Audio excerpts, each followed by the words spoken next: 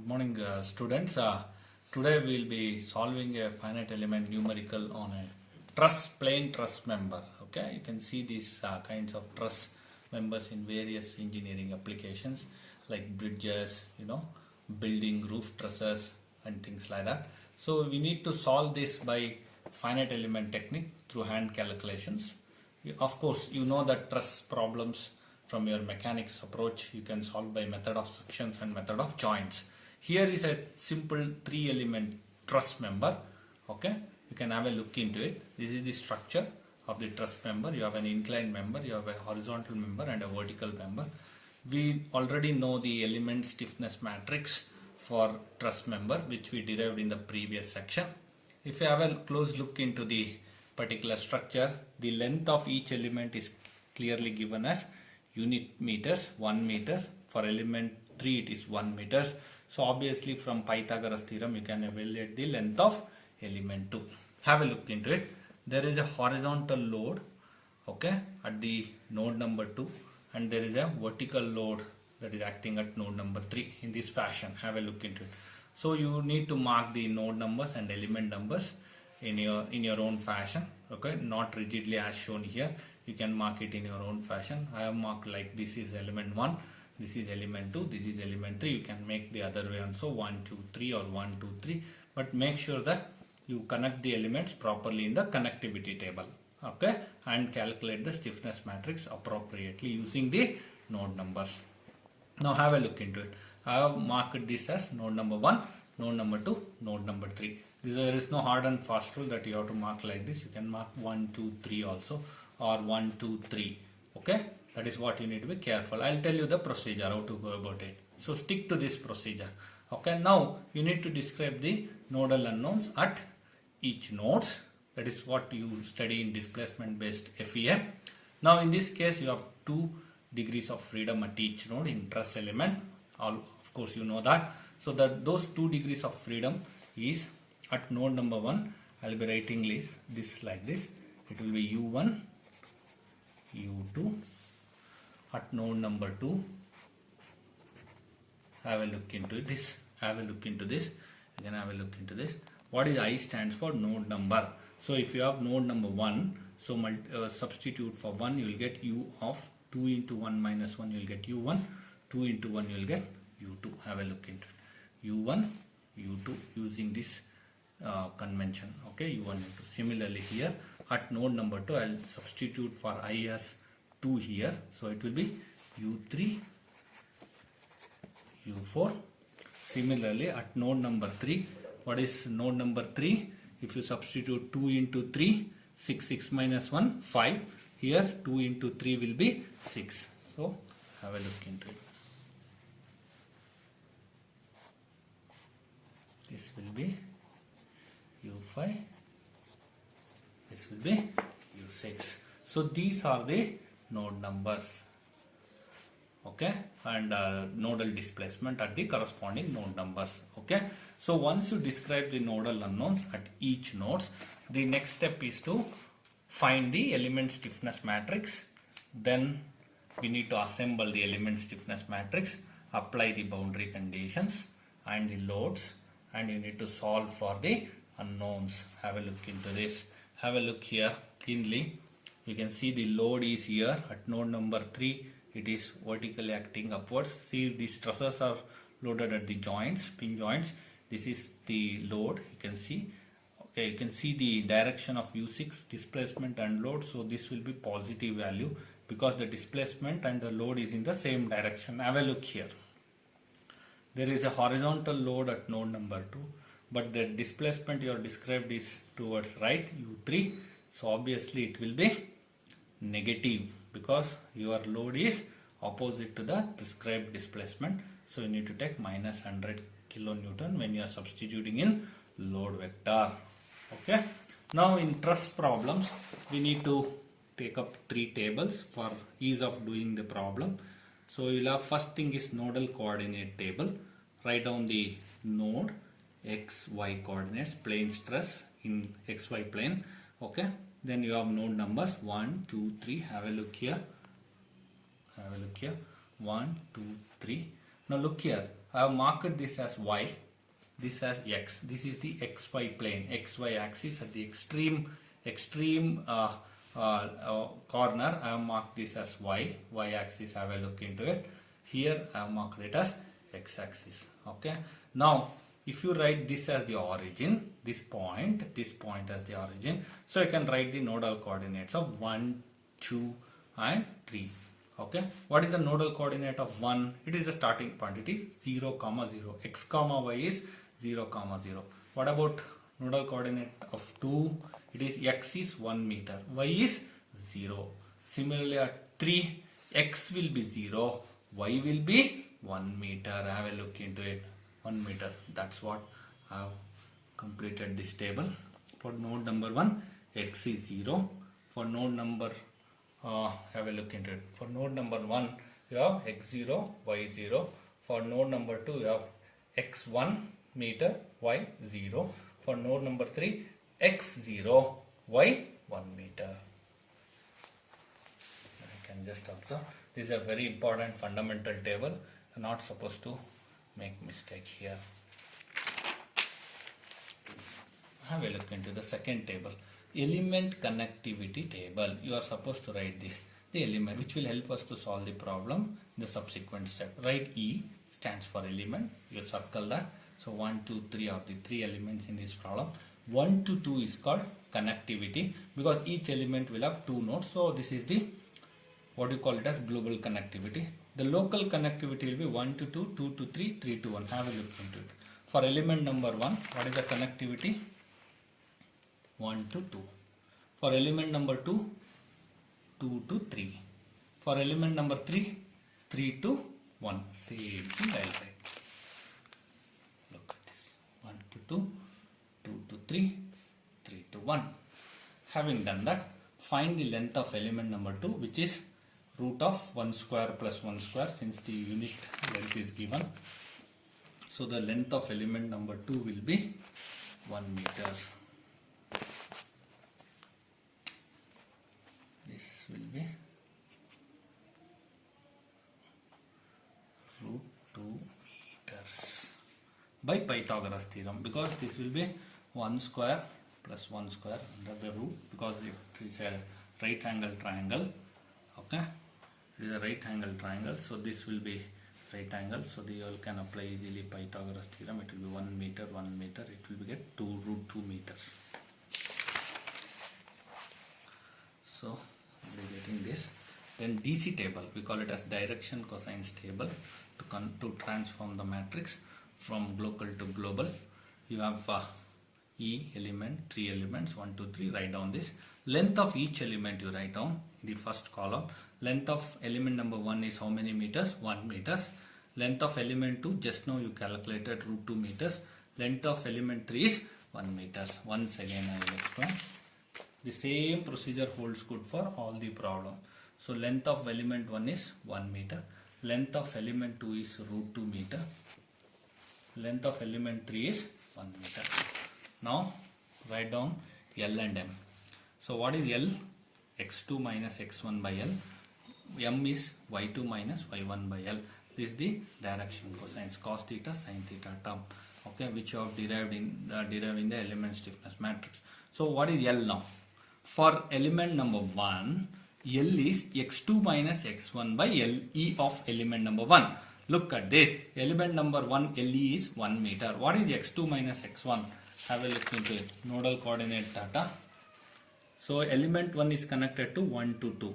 Okay. So this becomes X2. This becomes X1. This becomes Y2. This becomes Y1. X2 minus X1, that is 1 minus 0 divided by 1. 0 minus 0 divided by 1 will complete the table of L and M. Have a look in 1 minus 0 by 0, 1 minus 0 by 1, 0 minus 0 by 1. Similarly, L for element number 2, you can write down. What is the connectivity for element number 2? Have a look into it. Element number 2 is 2 to 3. 2 to 3 is the connectivity. Have a look into this close carefully. So 2 to 3 is the element connectivity. So what is X2 is 0, X1 is 1, Y2 is 1, y1 is 0. Now x2 minus x1 by LE is the formula for direction cosine L. That is 0 minus 1 divided by, for element 2, what is the length? Element 2, the length is root 2 meters. So it is 0 minus 1 by root 2, which will be minus 1 by root 2. Then 1 minus 0 by root 2, which will be 1 by root 2. Okay, see, minus 1 by root 2 plus 1 by root 2. Similarly, element 3, what is the connectivity? What is the connectivity? 3 and 1 is connected in element number 3. The coordinate of 3 will be what you call x1, y1, x2, y2. Similar relation. 3 to 1, 3 to 1. This becomes x2, this becomes y2, this becomes x1, this becomes y1. So 0 minus 0 by anything will be 0. Okay. Then y2 minus y1 by LE. What is LE? 1 meters. What is y2? y2 will be 0 minus 1 by LE of element number 3 is 1 meters. That you know from this step. Record this. Element number 3 is 1 meter. Or you can simply divide here. Have a look into it. Okay. 0 minus 1 by 1. Okay. Where is this minus 1 come? Once again I will explain. Okay. 3 to 1 is the element connectivity. So 0 minus 0 by LE is 1 meter. That will be 0. Here it will be y2 minus y1 by LE. 0 minus 1 by L of element 3 is 1 meter. You will get minus 1. So this has to be properly solved because the element stiffness matrix contains the value of L and M only. So L and M has to be evaluated carefully. Now write down the element stiffness matrix for a typical truss element is given by KE of truss EA by LE.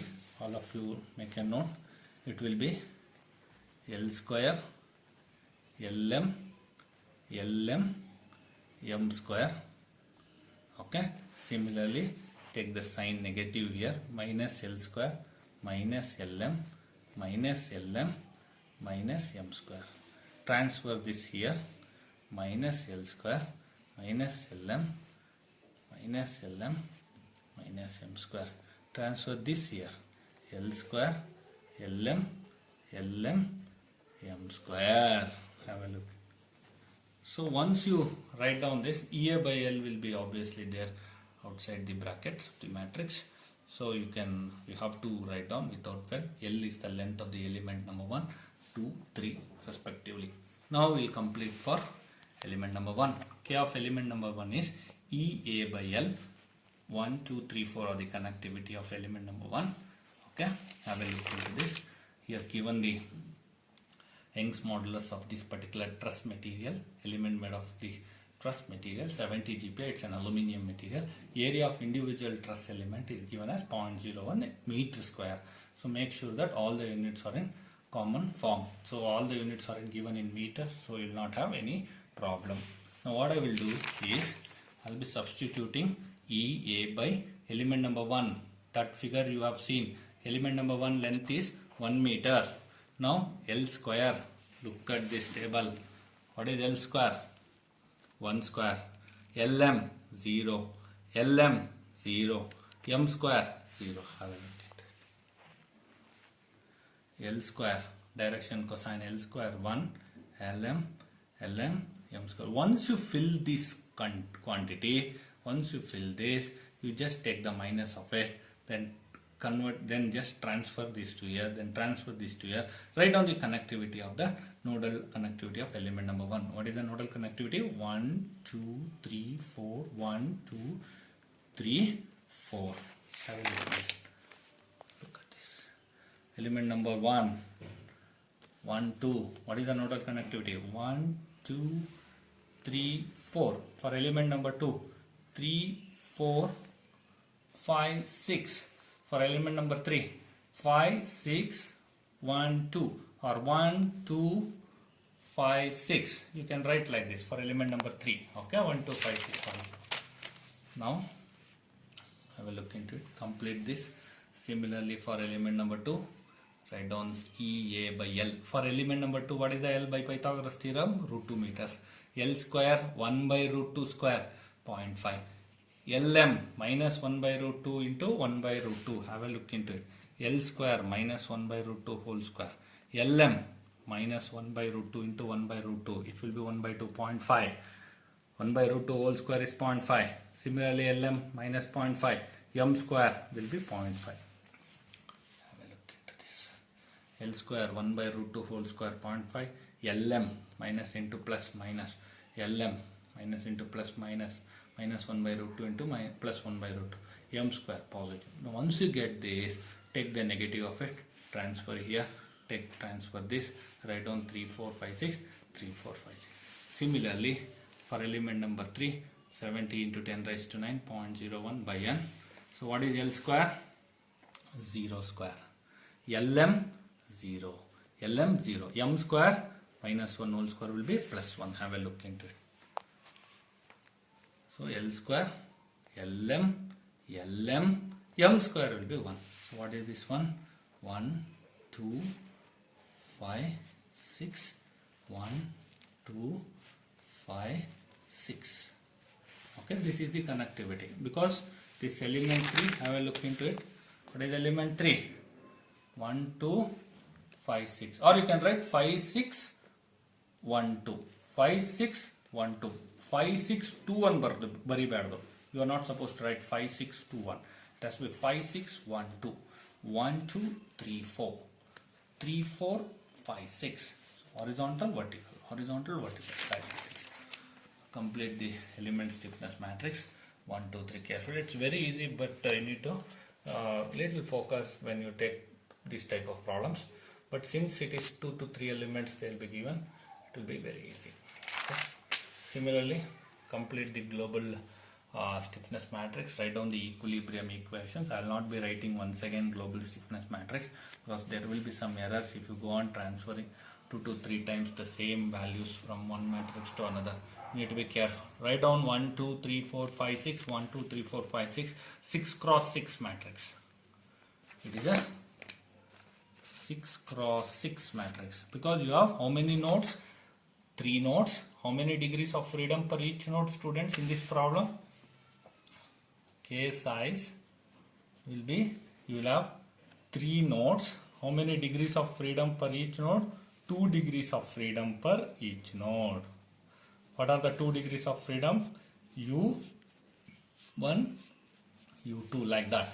So it will have been 6. Size of the stiffness matrix will be 6. That means 6 cross 6 square and symmetric matrix. So what I will do, I will write a 6 cross 6 matrix, empty matrix first. Take out 70 into 10 raised to 9 outside the matrix. Very, very important. This term cannot be skipped. Even in bar elements, I have told you plenty of times. Never ever forget this term if you have taken a common out of the matrix. Next, write down all the fill the values using element stiffness matrix. Same as using connectivity of the element. What is 1 of 1, 2 of 1, 3 of 1, 4 of 1, 3 of 3, 4 of 3, 5 of 3, 6 of 3. For all the matrices, connectivity carefully. Okay.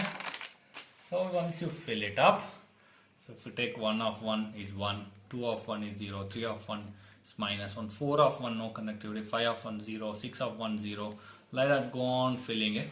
Once you fill it up, write in the form of Ku equals F, K global, U global equals F global. Okay. So once you get it, write down U1, U2, U3, U4, U5, U6, 0 F1, F2 is 0. F3, look at this, minus 100 into 10 raised to 3 because the direction of F3 is opposite to the displacements defined. Okay. Then similarly F4 0, F5 0, F6 200 into 10 raised to 3. Have a look at it.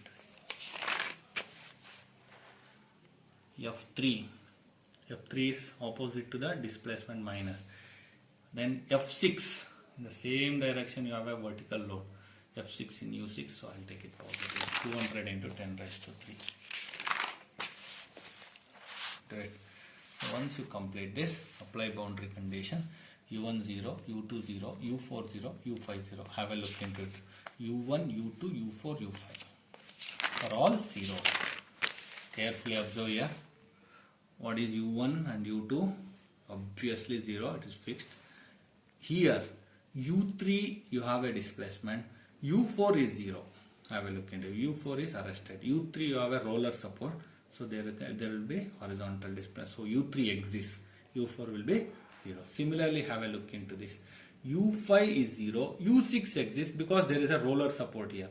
Have a look into this, roller supports, very important, so u6 exists, u5 will be 0. So what is the final boundary condition? u1 0, u2 0, u4 0 and u5 0.